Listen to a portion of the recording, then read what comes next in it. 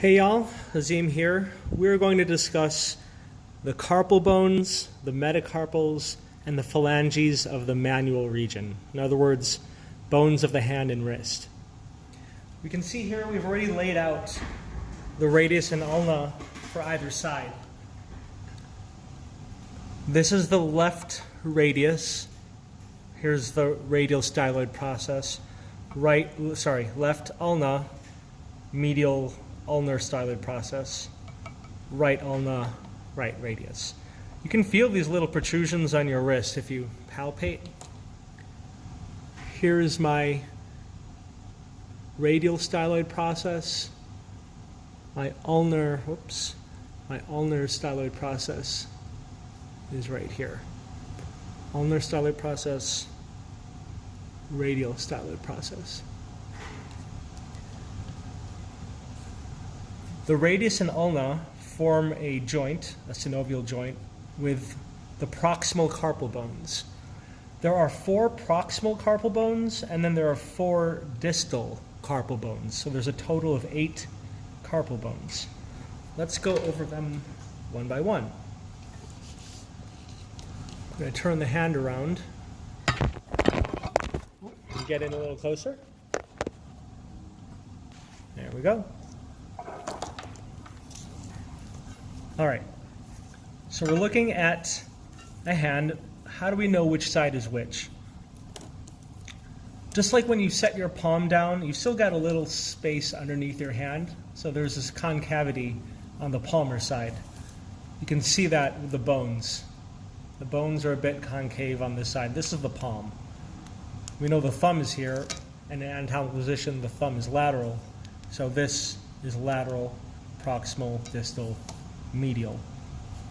This is the right hand. This is the right hand. All right. Starting on the posterior side of the right hand, we're going to start with this large proximal bone. This large proximal bone is called the scaphoid. Let's get a little closer. There we go. Large proximal bone is called the scaphoid. From the scaphoid, we're going over this way, away from the thumb. Scaphoid, lunate. The lunate, I suppose, is a little bit moon-shaped. Lunate. Scaphoid, lunate. This one, it's called the triquetrum.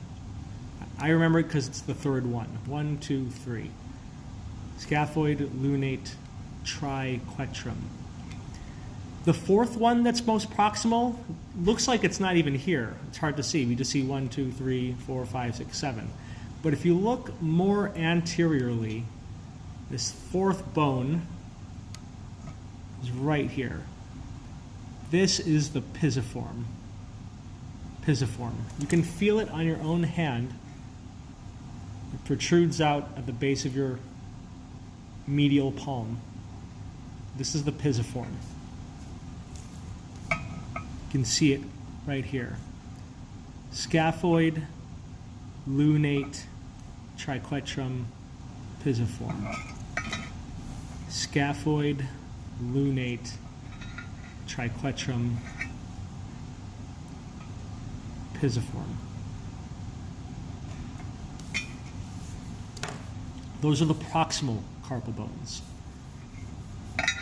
Going back to the thumb side, here's our thumb. This is the distal row. We start with a T letter. This is by the thumb. This is trapezium.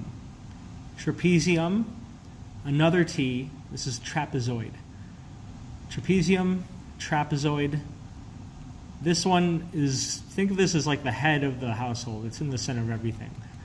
The term for head, or the prefix or root for head is cap. This is capitate. Trapezium, trapezoid, capitate. Last one, H, hamate. Scaphoid, lunate, triquetrum, pisiform, scaphoid, lunate, triquetrum, pisiform. trapezium, trapezoid, capitate, hamate. That's on the posterior side. On the anterior view of the palm of the right hand, scaphoid, lunate, triquetrum, pisiform, trapezium, trapezoid, capitate, hamate. Those are the 8 carpal bones. You'll notice how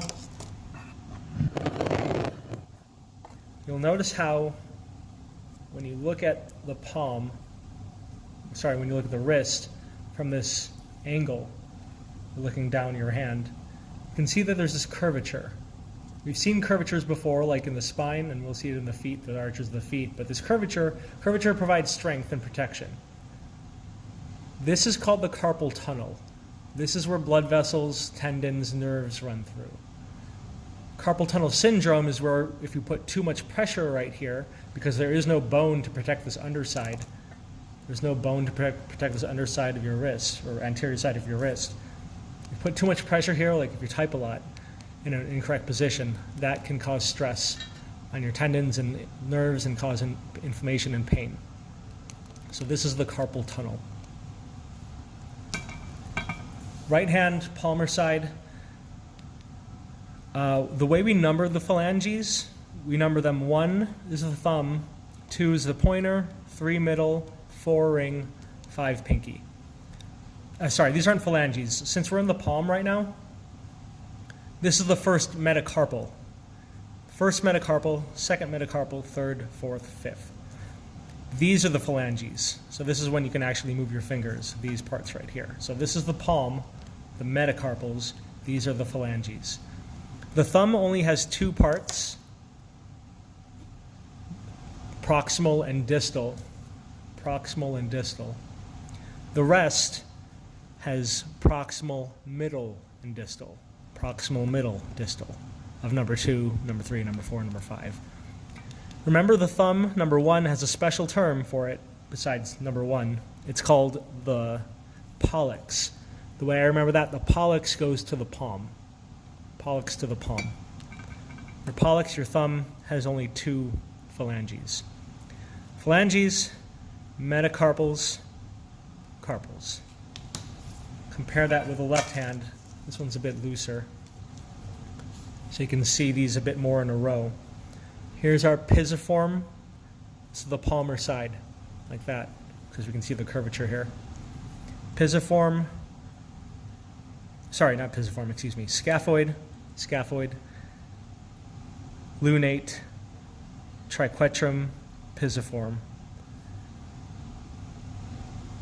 trapezium by the thumb, trapezoid, capitate, hamate. Metacarpal 1, metacarpal 2, metacarpal 3, metacarpal 4, metacarpal 5. Proximal phalanx 1, proximal phalanx 2, proximal phalanx 3, proximal phalanx 4, proximal phalanx 5. Distal phalanx 1, middle phalanx 2, middle phalanx 3, middle phalanx 4, middle phalanx 5. Distal phalanx 2, distal phalanx 3, distal phalanx 4, distal phalanx 5.